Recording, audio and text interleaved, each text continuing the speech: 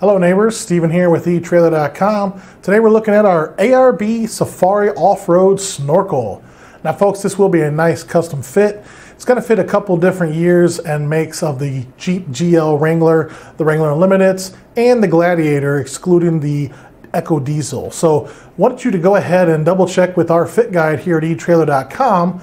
Top center of our homepage, enter things like your make and model, engines, type, and that kind of stuff. Whatever it asks you to make sure you get the right parts the first time. Also keep in mind that videos can be outdated and it could possibly fit newer years than what's listed on this video. So getting into it, again, nice off-road snorkel kit. Here's an image of what it could look like when it's installed after you've got it all put together. Now folks, I don't want to sugarcoat anything. I will tell you up front, this is a nice, tedious install. So some snorkels that we carry for different vehicles, they're pretty simple. You got a template, you cut a couple holes, you drill, you install it, no big deal. With this Jeep one, it is very in-depth. I'm not trying to scare you away, I'm just saying take your time, double check the instructions. I recommend, number one, you read the instructions thoroughly all the way through. It's a pretty 1/4 inch thick pamphlet that comes with it. There's a couple things in that instruction booklet you're going to need. You do get stencils that are included with the kit, but also in the instruction manual there's a couple pages that are also used as stencils. One of them is even cutting a hacksaw blade to make a custom blade to cut through the engine hood. So again, lots of tedious stuff. I think you can do it, you just need to take your time, and I don't want to scare you away, but again, I just want to make you very clear from the front that it's very in-depth. So getting into it, why a snorkel? Well, the off-road snorkel will take air intake from the low vulnerable point under your hood and put it up higher above your hood and about halfway up the A-pillar or the window frame, depending on what vehicle it's going on. Now it's going to reduce the moisture and the dust that reaches the air box and reaches your engine then and provide you with much cleaner, cooler air. The scoop here at the top can rotate 360 degrees.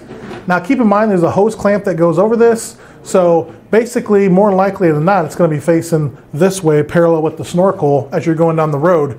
But if for some reason you knew you were going through heavy snow or heavy rain, you could technically twist it to the side if you need to get cleaner air without getting as much rain and water in there. Now the design up here should eliminate most of that moisture and water, but again, it is possible to get moisture and stuff in there. Now again, that's also going to give you the maximum airflow, and it does have a high flow, and the body itself is going to ensure that the engine has a nice surplus of air going through it. It's made of a very, very stable, UV stable rather, polyethylene, and it's going to hold up to all the harsh off-road conditions. So this guy here, again, nice, big, long. When it's installed, it's going to look something pretty much like that on your Jeep.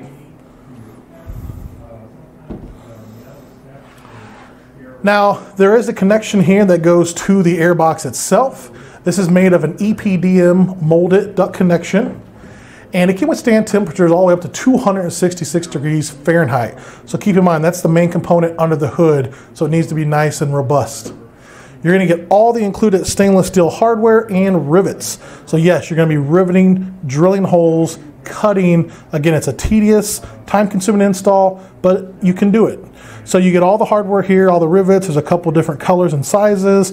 You get the stainless steel fasteners that can mount this to the fender. You're going to get brackets for the fender, all the different hose clamps here to install on the air duct at the top and under the hood. You get different brackets here and here. You're going to get all these little stainless steel attachments here. Those are going to be for the airbox itself, and we'll get to that in a minute. You also get this template. This is just one, and you can kind of see there, hopefully with the lighting, you're going to get about 6 different templates inside of this guy alone just for the airbox. And then besides that, let me zoom back out here and hold this guy.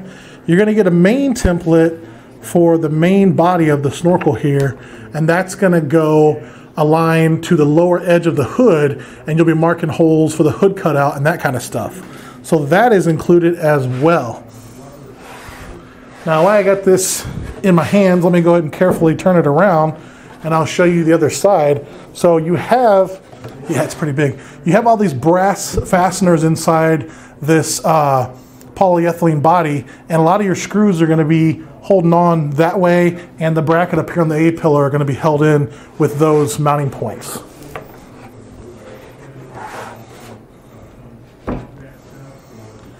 So we went over all the hardware and stuff. Again, it's a custom install. Everything here, again, stainless steel, so it should not rust, corrode on you and anything. It's going to attach to your factory airbox. Has a nice 3-year warranty. So now, a very quick overview of the install, folks. I don't have enough time to go over the complete install. But again, some things you're going to need: a 4.5 millimeter, 5 millimeter, and 5.5 millimeter drill bits. You're going to need a pop rivet gun, a drill, and it's recommended that you take 1 hacksaw blade, and like I mentioned before, there's a template in the instruction guide. It's like a little template. You'll cut it out. It's the exact size you need. You'll lay it over the hacksaw blade, and you'll cut the hacksaw blade to that shape. Now that's recommended. If you have a body blade, then you may not need that. You're gonna need some touch-up paint. You wanna make sure that any place you cut through your fender, your hood, and that kind of stuff, or drilling holes even through the window frame, the windshield frame, that you're touching up all those bare metal spots you've now created so that you don't get rust and corrosion. Now, different hoods may need different spacers, so there are spacers included here with the hardware. If you don't need them, great, you may need them, and the instructions again will let you know which ones those are. You're going to need some adhesive sealant, maybe some silicone, something like that, to install the hood bezel with the rivets and everything too. So you want to make sure you're getting a nice watertight seal when you're installing all that. Now, probably to me, from what I read in the instructions and talking to our installers, is the airbox modification. That's probably going to be the most time-consuming and the most critical thing you're going to modify. The airbox has lots of modifications. You're going to use either a body saw, the hacksaw blade you made, a knife, or even a small pneumatic cutting wheel or a Dremel tool or something like that. Again, you'll have the templates, you'll mark them on the airbox, you'll carefully cut them out. Again, please, read the instructions many times when you get to that point. Make sure you're understanding where you're cutting, what overlays to what, and double check before you make that cut. You know what they say, measure twice, cut once. In this case, you have a template, so it's a little easier, but just double check it. Now, another thing that's kind of in the instructions that I noted was kind of, I won't say odd, but I wanted to point it out. You must seal the factory water drain holes in the bottom of your airbox per the manufacturer instructions. That's just so it gets the right kind of suction and all that. And the last kind of tip, you will end up drilling 2 holes in the top of this main air duct here, and that's gonna get one of these brackets here, and that's gonna be drilled through, and you're gonna mount your antenna mount clip to where your antenna can then connect to that on the air ram assembly. So just keep that in mind as well. There is some drilling required through the windshield frame itself as well. So again, folks, I do honestly think that anyone that knows how to do some basic mechanical work, cutting, you know, some touch-up paint work, that kind of stuff with those little touch-up paint pens, you should have no problem doing this. Just again, take your time, read the instructions thoroughly, make sure you're doing it correctly. Well, folks, a lot of information. I hope that it's been helpful for you. As always, you can contact us here at etrailer.com or the manufacturer. We'll be more than happy to help you. I'm Steven. Thank you so much for watching. Have a great day.